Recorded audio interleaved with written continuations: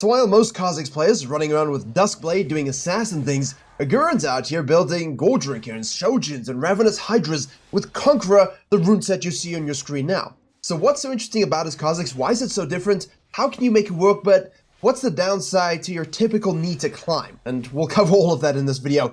We obviously have a KHA'ZIX here with the AGURIN piloting it, going with a solo blue side start. We have the Jarvan doing the Red Krugs Raptors start. And we have a Victor who's going to pop off for the most damage in the game. Now, you look at a Victor, you're like, oof, you look at a Lucian. You know, these are things that typically assassins, well, Lucian we can get onto, but still, mobile champions, right? Or difficult champions to kind of get onto. You need to make sure you're killing that Victor before he starts to do, you know, Victor-based things. And of course, Camille has a hook shot that spans the size of the entire map and can true damage you nicely. So, how as an assassin are we going to win this game? And I think that's the biggest thing. When you're playing a KHA'ZIX, okay, and obviously, look at this, make sure you dip, okay, a little dip here, because when this wave is crashing, you don't want to be seen crossing, you don't want to give them your cross timer, yeah? I talk a lot about this in coaching. When someone crosses the mid lane here, 231, very, very slow, KHA'ZIX, a little bit faster. These things are important for jungle tracking, right? Because if you over or underestimate when they crossed, right, now that changes your counter ganking timing, your invade timings, when they could invade you, and so on. Obviously, there's a ward placed on the Raptor pit of the Jarvan, so we would have seen that, had a better idea than the Jarvan would have of us. But for context, our bot lane does the gamings. If you want help implementing this information into your own game, I have a free jungle improvement resource and a dedicated program where we have jungle video courses, jungle coaching VOD libraries, weekly coaching classes, Q&As, patch note rundowns, private high elo streams, as well as a private jungle Discord. And I know how to make junglers convert from low elo to gold to emerald to diamond to master plus. If you want to climb faster than anybody you know, jungle diff every game you play, head to Virkayu.gg. Now while you do this red, most of you are probably used to your Jarvan coming on down here and getting a cleanup kill while they overstay, right? And you're like, well, I don't want to rotate, should I not? Here they go back to base, and that's where pings are kind of useful, right? So we should have those in the game. Pings, very useful. See the main channel video if you want me to get a little angry.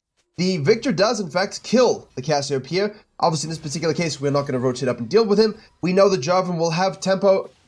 God, that's a slow clear. We'll have tempo to finish up the full clear and get the scuttle because our bottom lane are base and based for those kills. So the classical AGURIN strategy is, if you have no opportunity for the scuttle, do not waste an iota of time, a minuscule second, back to base, purchase items and goods from the, I was going to say barkeep, but shopkeeper, Boris will give you, and then go to the other scuttle and say, yes, I take this free. And obviously the Jarvan here knows that's most likely what's going to happen, because everyone who plays Jarvan now knows of the Jarvan guy, although King Dog is the Jarvan guy, respect there, and goes back to base, decides, hey, I'm going to go and, after that scuttle grab, continue my sequencing. The red side bottom lane here, this is very, very good. I like this so much, because we'll go back 2 seconds, 10 seconds technically. They've now shoved in this wave, okay? So they now have time while they catch this to go and roam to the mid lane. Mid laners who cannot track junglers or supports are not good mid laners. You have to understand when to trade and how to understand these things. However, this is a tough situation to be in. Now, from AGURIN's point of view, okay, we don't like to be overtly active early in terms of our ganking and our skirmishing, but we do like to get good tracking. So we know the Jarvan full cleared, we know he most likely took the scuttle grab, we know he didn't show up in the mid lane gank, so he must be resetting to take his Krugs. If he does show up in the mid lane gank or somewhere else, we can take those Krugs. But we at least have the timer now of, hey, 4 minutes 20 or so, your Krugs are going to respawn, we now see you. The confirmation is important. Even if you know what's going to happen, the confirmation is important. Pay attention to the top laners here. Obviously, the Camille based in this case, but sometimes they won't base or they have based, and they'll come and invade you over here if you show too much. Just keep an eye out of a top lane prior when you're playing like this. But this is what we look for in any KHA'ZIX player, right? You're doing the regular stuff. You're going to look to sequence, maybe an opportunistic gank, just want to scuttle crab, get some counter jungling. You know, if someone's low and you can rotate, we'll do it. But you're not this sort of hyper-aggressive jungler looking to really get that roam dominance score super high in the first rotation or two. It's really that 6 and that evolver that we want to start to move. And he is a little weak in that sense. But obviously, AGURIN likes to do this on any jungler. Map control, good jungle decision making. Covered that. The main channel as well. Proactive versus reactive jungling. And now our bottom lane has shoved this in, so they have to go ahead and catch this one. And of course, the downside to doing what he did to get that vision on the Krugs, even though we kind of know it's going to happen, is that then we stop our second sequence. we delay it, right? We delay the sequence here, waiting for the E instead of walking around, based as well. And now we know the Jarvan's doing his second sequence also.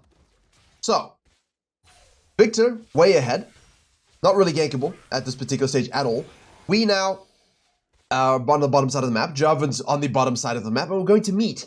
So here, typically, you can do this if you can straight up win the 1v1. Confidence is king in the situation. KHA'ZIX loses a lot more HP. But I like to do the situation when it's really predictable that they're doing the same thing, and I can beat them to it. I like to get into the side bush, because the bot lane will usually engage as you see here, and in the side bush, you can kill the support before anything happens, and immediately now you're in 3v2. Very often this happens. Now think about that if you're Diamond Master tier, because it will definitely be a better situation for you. And of course here, AGURIN kind of face checks the Jarvan's like, hey, can we do something about it? A bot lane takes care of the Pyke, which is fortunate. And here you see the flash is committed by the Jarvan to get that kill. But KHA'ZIX was able to move in and out. Cooldowns, heals, Conqueror fully stacked. Using Ghost obviously for that mobility. Same kind of logic for why we used to have Phase Rush KHA'ZIX. Long time ago in a patch far, far away. We had Phase Rush on a lot of Assassins and KHA'ZIX as well. And that's why we would take that rune, right? Go in, unload, over damage people, reposition, and so on. Now, obviously, we don't have the same systems, so it's not very good. People still do kind of run it every now and then, but don't. Just stick to your first strike, do your Conqueror if you want to play the style. And the reason for this is he started to go with a Ravenous Hydra rush a little bit. Goldrinker or Ravenous Hydra rush. The other game I almost made a video on. He went for the Ravenous Hydra rush just to start that ball rolling. And obviously the Tiamat early allows you to clear a lot more efficiently. So if you want to play like this and play this Bruiser KHA'ZIX, you're not going to have the same currency income as you would from First Strike and forcing and snowballing with that raw power Duskblade dynamization. But you would be able to make up for that through high econ farming and efficiency. Different playstyle, different idea. As we evolve our R, this is not where the power of AGURIN's KHA'ZIX is. It's really more so in the mid to late game, right? How we use this kit in a warped and different way that other people don't understand. And I think that mislead is also very important. So, we're going to finish with our blue side quadrant here. We have Camille shoving in the top lane, has ultimate, has ignite. While that happened, because we weren't talking about it or paying attention to it, the Jarvan decided to map swap, right? He decided to come out of base and go for this directly with that RNG Skull Crab, which means his Krugs had respawned, Raptors would respawn, Wolves are going to respawn, and the Grump was going to respawn, but his red was also up. So AGURIN says, look, they've done the Dragon, I'm doing the Wolves here.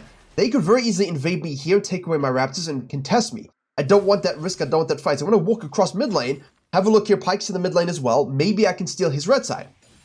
Jarvan has decided to protect it, instead of going for the counter jungling. A smart move, knowing that the KHA'ZIX AGURIN was most likely going to do that. So this is where you have a lot, we just have to eat properly perfect. This is where you have those mind games. And a lot of junglers now would either not expect that invade on the Raptors and the Krugs or the Pyke and so on and die, or they would miss the opportunity to do the counter jungling even if they weren't going to do that. So this way you kind of make the proper decision, and if the enemy team decides to cut you off and protect it, nothing you can do about it, at least we have our side to fall back to, right? So that's the idea. Obviously now Jarvan is going to make sure he finishes that, knows that the KHA'ZIX is going down to the bottom side, so we're having a bit of a side swap battle at the moment.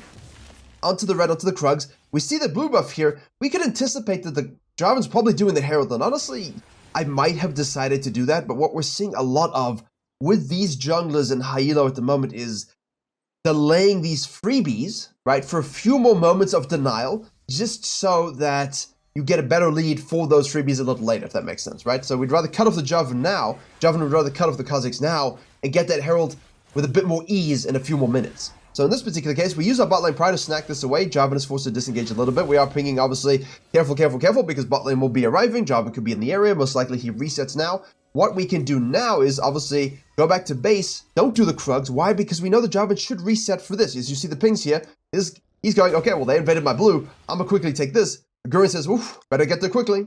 We have the Tiamat now, obviously. We have no boot, so we're a little slow. Still on the 350 movement speed. We're going to ult in here to get here quicker, but the Camille rotates as well. So this concept of what he's trying to achieve, good, right? We like this. If you're smurfing the game, if you're doing a very good job, if you're fed, most of the time you're not going to have laners do this, right? So I like what we do here. We just make sure we get that crab, we disengage with the plant, but don't die for it. Don't fight for that. This is where this kind of KHA'ZIX, or just any KHA'ZIX anyway, becomes powerful.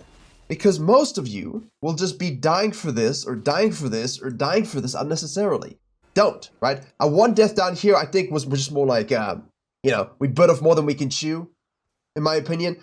Well, you know, my humble opinion. But, you know, in this particular case, you saw how close it was, right? It's not like it was that distorted. With the Conqueror, with the Ghost, we were actually able to do quite a lot of work, and we forced Jarvan's Flash to get that order for the killing, and Ezreal still got fed. So, we tried to go for the Herald. Unfortunately, we could not get it. We're ADCS apiece. Jarvan is playing well, matching and countering everything that he's trying to do. Great. And these are the games that are difficult as a jungler, because now you're looking at this and you're saying, but we only really ganked bottom lane. We couldn't really do anything mid lane. We didn't go top lane. That's fine, right? So when people talk about, hey, jungle's super OP, it's broken, they ganking my lane, it's because if this happens to you every game, you're making yourself gankable. Like, if we were the enemy jungler, we would also gank you that much, right? In this particular case, you're having a lot of jungle mind games and pathing using prior to move. You have supports moving mid lane a lot, all this stuff. So, we did see the Jarvan very, very quickly up here. He's obviously reset at this particular stage because he has not used that Herald. Now we do need to get going. We do need to try and do something. We've got 4 points in Q, 2 points in W. We have here the Lux killing the Pike. And of course, we're going to go for our R. We'll get our unseen passive threat. We'll get our W. We'll get our Q going. We'll R again to get another unseen passive threat. And of course, we can do that one more time. We do lose range for that one. Nice ult by the Cassio. Looks kind of juicy, but obviously in this particular case, doesn't net us anything else. So that's where the R evolve is very good. Unfortunately, I don't think it would have netted us anything else, but we'll take it. Now, here's the mind game. Do we go top side to the blue buff, control those camps as they respawn, but because we're moving into the mid game in a few minutes, the time between us starting our sequence and finishing our sequence is shrinking, which means once we finish the sequence, we have more time before it starts up again. We need to fill that time with purpose, poise, and riches. Riches, yes. So, Jarvan, we could expect to go ahead and take that dragon. Could also see him because we saw floating up to take this blue. We know it's spawned. Basically, we're saying, look, I would like to do something about this, but Lucian has the wave here. Our bot lane are busy moving around. Do we want to fight this? Do we feel strong enough to necessarily fight this at the moment? And if the question is that, and the answer is no, then don't. This is where pings are very, very important. Don't do the dragon. Give it up. I'm just going to farm. We don't have the resources yet. I just got Ravenous. I have no booties. The Jarvan is powerful. The Victor's juiced. You know, even though the bot lane's losing, you know, this is the kind of stuff we're trying to avoid. Like, she's running it down. She's 1-5-0. She's running it down. We do not win fights right now. So, all we can do is go for a sequence. When we see that the Cassio has forced a delay for the dragon, hey, can we actually rotate and do something now with Lucian on the bottom side? It's warded, and there's a Victor, right? This is the kind of stuff we're worried about. Of course, going in once more, getting our autos, getting our Qs, and we'll probably die for that, yeah. So, I think here's one of those cases where it's like, oh, they delayed the start of the dragon. Can we do something about that? No. So, it's good to stick to your guns in that particular case. I would coach it. Guys, you know they're taking this. You see the respawn global of this. You know he doesn't have it because he walked over ward here. If you're going to give it up, commit to it. Have the courage of your convictions, junglers. Don't steal some shit. And most of the time in your elos, you can dive the top laner. You can go and kill the Camille, right? If your top lane is serviceable or the games like this, you can very easily go and impact top lane. You know, you get all of this, you impact top lane, you get a few plays before 14. Yeah, you trade a dragon, but overall you're in a good space. So don't let the fact that Cassius inting mislead you into thinking, hey, maybe we could contest it, because you know the Victor's gonna do laser things, all right? Rebel Moon. All right, so we have the Ezreal almost killing the Victor. Obviously, our shadowing of the bot lane is important, right? So Victor's fed, and the bot lane's fed. We've now died twice. We had a hand in helping our bottom lane, and I think even though the bottom lane won here by themselves, the fact that we shadowed the Jarvan and were present for these things is crucial. Crucial, right? Because the enemy jungler can easily shut them down if you don't do those things. Now here, I do feel like we should have had all of this under our control, but hey, we're relaxed. This is the thing, right? We're absolutely relaxed. We have Hydra built, we've got 8 stacks going. Pike's gonna roam, go to the top side here. We're gonna finish off the walls. Little delay for the Grom. Trying to get that level 11 as soon as possible here. What's our experience bar? This should give us 10, which means the Scuttle will help us towards that 11. We have here the Olaf trying to do true damage to someone who does more true damage. We'll push this up because we saw Jarvan show up. Cassio, who knows? Can we do something in the top lane here? Probably not. Maybe we can. Let's have a look. She does have ult coming up. She has her Ignite. We don't have Scanner at this point. You know, the ward is great for... Ooh, hello, sir. Little Q auto. W doesn't really connect. Guy runs away. This is what I'm talking about. We could have done this sooner, I feel like, but that's okay. TP committed. Now, obviously, we're going to have to probably save our... See, we're saving our E here to avoid all of this nonsense. Moving towards the Ezreal. That's fine. You know, this is why I like that play, because now you forced... Well, Pyke was there anyway. You forced him out. You forced Victor TP. This gives her time to relax a little bit. Jarvan shows up here as well. We do hit this. The Herald is spawning. Everyone's going to shout. Now I have to decide again. Can we fight this or can we give it up? Well, should we give it up is more the question, I think. Let's see. It's going to reset. Victor's here. Such a tough champion to face. We can probably kill the Pyke, though. Oof. Lux.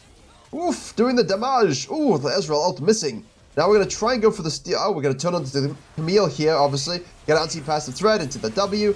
And then, obviously, we have the Lucian coming around the wrong side. We're going to use our Ghost to reposition. And that was pretty good usage there as well. In the back line, in the meantime, we have Lux killing the Jarvan, which is huge. So we catch this wave. We're going to push this one up a little bit to give us some vision. The ability to dive if necessary. Watch the lasers. They will come out viciously. She's on a ward, guys. Maybe we can do something here. Do we have a W? Smite. We're going to E. Try hit the EQ smite combo. Doesn't go through. W does miss. Cassian has shown up as well. W is up again. We do hit that one. See, we're basically just looking for assists and utility here. I mean, utility with our body. You're not necessarily looking to take the main character syndrome all the way up here. Oh, the stopwatch should be easy. There you go. There you go. Nice Q to finish him off. Cool. Level 11. Done. Back to base. We'll get our evolve there. Spike shot of the traps, W evolve, thank goodness. Because the W evolve here would have done a lot more for those fights. Because again, like Lucian, you know, Camille, the Victor, it's just, you got to keep your range in and out. And that's where the Ghost is so damn huge. And the 3R evolves are so damn huge. The positioning is king, right? The positioning is king. And even if you're looking at your auto WQs, the max burst range combos or whatever, you know, your Conqueror stack and KHA'ZIX. It's more about layering those slows as well as getting off as many anti-passive threats as you can do. Here you go. So we use the W to try and slow him down. We R proc again. We're going to get the anti-passive threat. That was really, really nice. That was really, really nice. And this shows the fluidity of the combo. I'll go through it in slow motion. This is the entire thing we were looking to do. So just like the Briar vid. Okay, I went back too far. So we R1, and we're going to use this to try and get close we can. So we get the W to slow, right? That's great. Now we R again, which allows us to get anti-passive threat. Now remember, we can Q here, and obviously we have the Iron Spike Whip, which is an auto attack reset to give us another auto attack, okay? And now we're just going to auto attack here until we have the next R, of course, which we already used, and we got that attack. Here we go. Boom. So we R3 into another auto attack. We W the body. We smite Q to finish off the Jarvan. Now, obviously, we can E over the wall here to create that space again. You'll see here, little icon, unseen threat. You know when that's active. So we know immediately, even though we have no cooldowns, we can get another one of those. Boom. Also giving us a bit of a slow here. Q is going to be up. Of course, we auto attack here. Then we Q. And now, obviously, we'll have another W if we need to, but we don't need to because one more auto attack will get the kill. So, the crucial aspect of that full combo was the ability to use the Iron Spike Whip for that auto attack cancel, to use the R2 and R3 for unseen passive threat resets, and obviously, the Smite Q and using the unseen passive threat for the reason that the Lucian went over the wall no longer could see the KHA'ZIX, so as soon as we E-hop over the wall, we get another unseen passive threat, dead. What I keep saying unseen passive threat, and it's really clunky, but I mean unseen threat passive. You know what I mean, right? This thing here, just in case you guys don't know, it slows for 2 seconds by 25% in conjunction with your W slow, which obviously has been nerfed to 75% instead of 90 because that was insane, but it gives you extra magic damage, which is huge against champions like Jarvan and those sorts of things that are going to have, you know, they're going to build some armor against heavy armor comps. And it's always useful for assassins just to help get through some of the innate resistances that champions have. So, the beauty of AGURIN's KHA'ZIX is being able to front-face fights just like that. As an assassin, you try and do this in a lot of cases. If you don't blow them up because you're behind, you're dead, right? You're absolutely dead. Use a push emote on yourself there. You're not going to live, right? And that's the thing. When you play like this, you've got this active. Obviously, we don't have the Drinker sustain just yet, but here we have the lifesteal. We have the stacking. We have this extra 88 physical damage at the moment. And I think the cleave passive in those AoE fights, huge. Which is why we always used to build this in Rengar. And KHA'ZIX. Season 4, we used to build a Spirit of the Elder Lizard, the AD jungle item, into Ravenous Hydra, because the cleave passive in the active, you would just Q with activation of the Ravenous Hydra, same on Rengar as well. and you just get this AoE damage, and people would just blow up. It was really broken back then, though. And then, obviously, Last Whisper, Black Cleaver, GA. Last Whisper was its own item back then. The blue background bow and arrow. Yeah, I enjoyed that. So, now, we do have Gore Drinker built. We had the 2 item spike. We can, of course, go for rotations, because you noticed in that fight, as it's warded here, look at this. We obviously have our R up so we can reposition as necessary, but reposition in a different way. Look at the Gore Drinker active there. Spacing, spacing, spacing, spacing, right? Ghost plus R evolve spacing is absolutely massive. We don't need to flash if we use our E intelligently. But, as you see, not that one. 10.92 seconds without current haste. 4.92 seconds without current haste. 2.19 seconds, right? So this is something we want to really bring down for those kinds of fights here. So now W goes through again, E positioned again. We really want to use the Shojin to give us access to all our regular spells within our ultimate as well. So basically, it's such a disgusting DPS threat. Obviously here the heal is huge. Obviously here the Camille flanks us and we die and we overcommit for the turret, but that's besides the point. Talk about itemization. All of his split pushing on the bottom wave. This throw, unfortunately, is a little big because it does give them a Baron. Now, worth noting, this split push is good, but if your top laner has TP and you want to TP to this fight because you think with his presence you could win, now you would be pinging his TP. You cannot do that anymore. Riot, what the hell does that change? Because honestly, if he was a Karthus, even, who with no TP and just randomly was here and not here, but we got everyone low, hey, he could kill them all, pentakill.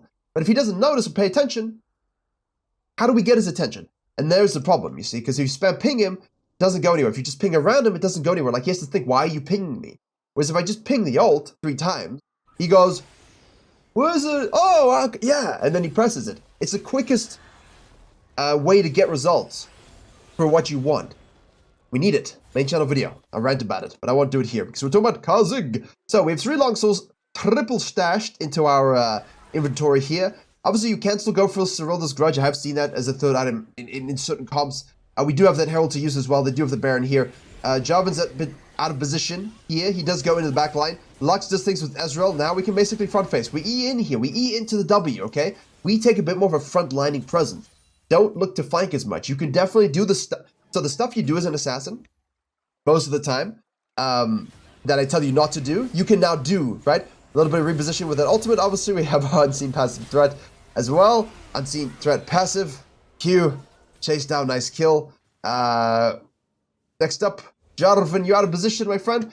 This is why we like it, though. Because you don't have to run away in those situations, right? You don't have to run away. You can stay, reposition, and go. Now we have Ghost as well, so we can literally go. Dragons respawning. All we're looking to do is withstand their Baron, which we have done, which is huge. Like, they have Baron and we're withstanding it. A lot of it's to do with the fact that we can be a front-facing KHA'ZIX that's just irritating and tough to lock down for the enemy team. And we still have enough damage to be able to take care of squishies. So, hello, Jarvan. Here we go. Look at this. This is what it looks like when you just straight up fisted Jarvan with this build. You can straight up fist Jarvan with this build, and he has to run away. He does have his W shield. He's going to go back in here now. We do have Ghost. Olaf is showing up. We reposition once more. Again, we have auto attack plus Q. And we have one more plus the Ghost if necessary, but we have W there. Ooh. Well, that's a bit unfortunate. He did get us. Jarvan is still good, though. These are both very good junglers. So we do die. And now one could argue, but if you did not go... Could you not have just killed them? Very nice chroma. Could you not have just killed them if you were an assassin? Yes. There also comes downsides with that, right? There's also downsides with that build in terms of positioning and what you are able to do in certain game states. With this one, you can always be useful, but you're not necessarily going to have the 1v9 capabilities that you're used to. So, I'm not saying it's the de facto, I'm saying this is a great alternative way to play in your flex queues, in your clash games, in your pre-made games, or if you just prefer being a more front-facing KHA'ZIX player, using the slipperiness of the kit and getting some cooldowns and some lifesteal and having a different experience. I mean, look at this. The healing is already 960, right? The item is broken. It gives you an AA reset as well, so you're definitely more reliant on those auto attacks. You're going to be able to weave those in nicely. Those auto cancels with your general combos as well as the Gore Drinker. Here we go. R, just to have a look here. E to gap close. Can we find someone? No, we don't. W will deal with this. Obviously, it's quite dark over here, so I'm always a bit scared of walking up this far, but my champions just died as regular stuff unless I'm a Fed Mundo. So, we'll relax. Obviously, the next thing, we do get that dragon. In the meantime, Ezreal took care of business. I like to be present for the dragons, but, you know, if Ezreal's going to be doing things, then, you know, that's cool with me as well. Because One of Fed ADC's fourth, not to hit structures and dragons.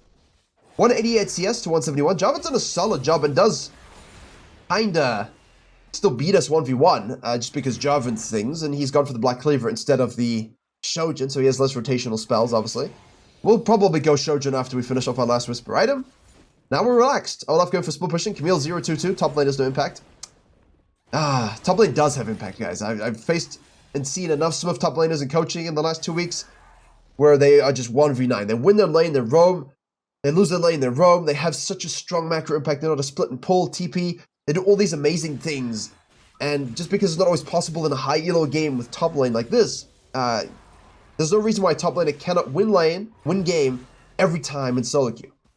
You get the most resources, golden experience in the game, and if you play it right, the enemy jungler's tracking is deep. You can invade the enemy jungler, take them out of the game. You can win mid lane, and also win bot lane. It's on you, especially with Camille. In this game, it's not happening, but just in general, by the way. So, now we, of course, have Cyrilda's Grudge. We've got extra slows now. Unseen threat passive. Okay, I got it right. W.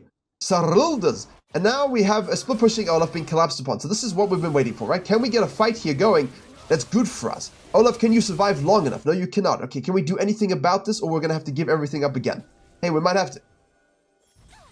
Victor's not in the fight, which means we want to go, okay? He's able to EQ and reposition. We're going to try and get that on him, but he's spacing well.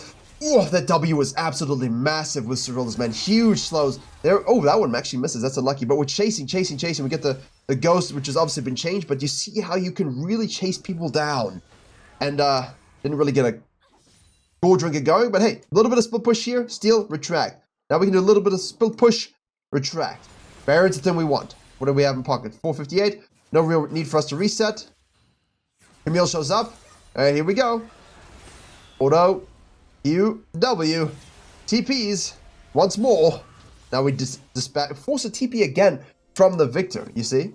Now Pyke shows up. We just don't want to die in those situations, which is why I think if you're going to be playing KHA'ZIX, this is a better build for that stuff, right? Because you can withstand most champions and you can force a lot because you can survive longer. The longer you survive, the longer a fight goes on, the more you have to force rotations, the more you have to make the enemy question what they're doing.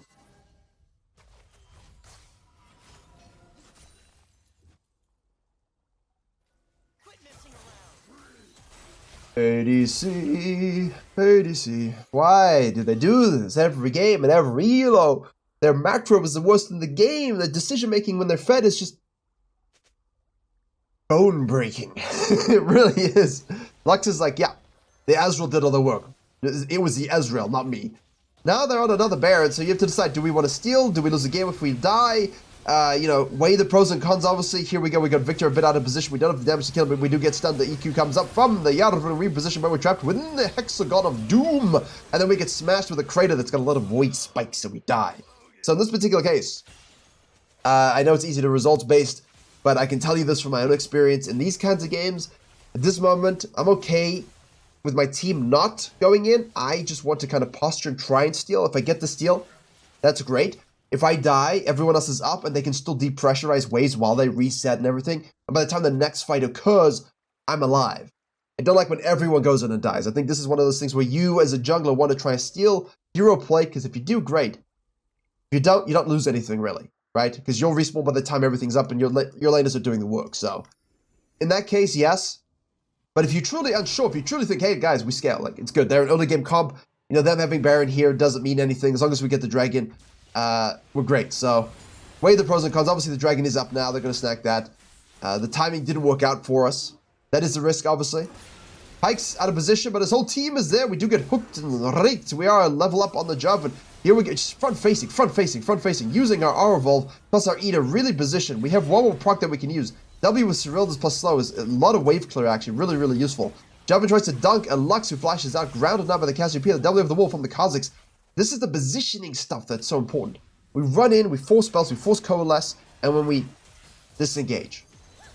With Assassin KHA'ZIX, you can't disengage that. So, relax, my friends. Breathe.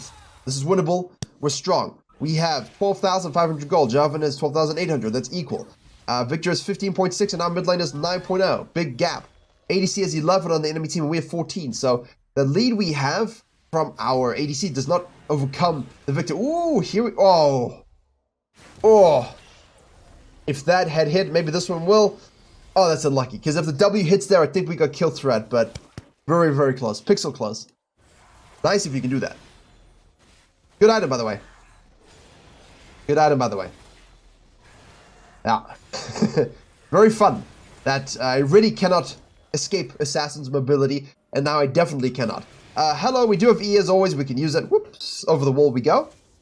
The positioning is so good. I think that's all I really want to show you is how we use this itemization to win crucial fights, which we saw earlier, and then how we use it to in and out and bait and survive and heal and do damage and try and get picks. Like, it's just, you really want to be an insect, yeah?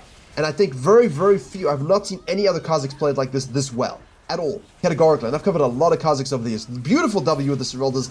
We do get a hook onto the Olaf here. We're waiting in the back line. We're waiting in the back line. We obviously have the E now ready to go, by the way, in case you didn't recognize. It gives us that mobility that we want, the resets that we want in a tight fight. There we go with the W. We get the kill. Okay, we have the E up. Just deciding when to go. W Seryldas, very slow. Smite onto the Victor here. We want to make sure we can kill him. We get the E over the wall because we got that extra reset. Victor dies. Another E hop. Chasing. Beautiful. Patient. Relaxed. Knowing exactly when to use spells. Thirsting Slash now. 960 still. That hasn't really gone up. The damage has. And the lifesteal here. Extra damage. 1700 damage extra from this item. Strong item. Definitely was broken in the beginning of the season. Better now. Zed's abusing it, but that's a Zed problem. No Zed. I like seeing it with the Gordrigger. I like it a lot. And I like it with the Serylda's Grudge. It gives you this unique way to play certain assassins. You can do it with Rengar as well. I've seen Scrubby do it also in some of the builds. Not just focused on Shojin, which obviously you do run standard, but you can do this also. You can go Shojin out afterwards, right? When the cooldown and the haste on your base abilities really becomes crucial in these fights. And everything's quite low, right? Like, what are we at? 6.64, 4.27, 1.9. I mean, it's just... now we're big chase. We're going to use our R to try evolve everything. Now we can hook back in so we can then reposition once more. We do have enough damage to kill the Pike. You see that? Weaving that auto attack cancel with our Thirsting Slash. And then we have the mobility of the E. We don't need the evolved Q. Haha, imagine evolved Q. E will be up again very shortly. W for the slow. Look at the slipperiness. True primordial locust behavior. Does that make sense? Like, it's mentality. But all of the principles that you learn from this kind of KHA'ZIX, you should use and apply to assassin-based KHA'ZIX games as well. People just don't, but you should. Most important thing. Alright. Back to base. Shojin acquired. Control ward acquired. Still have the warding totem for deep vision and tracking, which again, if you have mobility and the ability to sneak around, then less of an issue for you. But I do like a scanner in most cases of most champions, but obviously we understand these things here. So, top and mid inhib down. That means stop playing around with your food. Go everyone bottom lane and try and push this up. We want to deny that soul point for ourselves, but also we just want to exert some pressure up here. There we go. See, he's doing it. No one else is doing it. I'll do this as well. Like, Mundo, I'm just... If they come, I can live, right? It's ironic that there's some similarities between this and how I would play Mundo, but then I like Titanic, Hydra, Mundos, and things like that. So, ooh, hello, Pike. Nice positioning there. Obviously, be very cautious about mispositioning. You still can die. You do get healing a little bit, but you still, you know, it's not like it's insane. 1,000. And from your kid as well here, right? Patience, patience, patience. Ezreal takes care of business. We're just posturing and zoning. Here we go. One more fight. Ezreal ult. One more fight for the album. A quote Wallace from Wallace and Gromit. There we go. Out of position. Oh, but he goes over the wall. Doesn't matter. We can go back in with another proc of that. We just jump straight into everybody. We don't overcommit at all. We just reposition, of course. We do get trapped, but we're not exactly inside. We just got clipped. And look at this. Our team is able to follow up because you draw all the focus. You draw all the focus, all the sums, all the ults, but you live. And then you just slow. And you apply some utility. Most Assassin KHA'ZIXs don't kill when they do that and then die. Most Assassin KHA'ZIXs jump in here and just die, because you're not meant to be doing that. You're meant to wait. But he just takes control of it himself with this build. Obviously, mana, man. Whew. Honestly, man, the mana is still, you see, we're empty. I do like a blue buff at this stage of the game. Either way, a really, really, really good look at why it works, how it works, and why it's different, but also a lot of the same principles just applied in different situations versus your regular Assassin KHA'ZIX. Thank you very much for watching. Don't forget Virkayu GG for all your jungle stuff. As always, I'll see you all in the next one. I'm gonna leave that pause there because I just forgot to say it.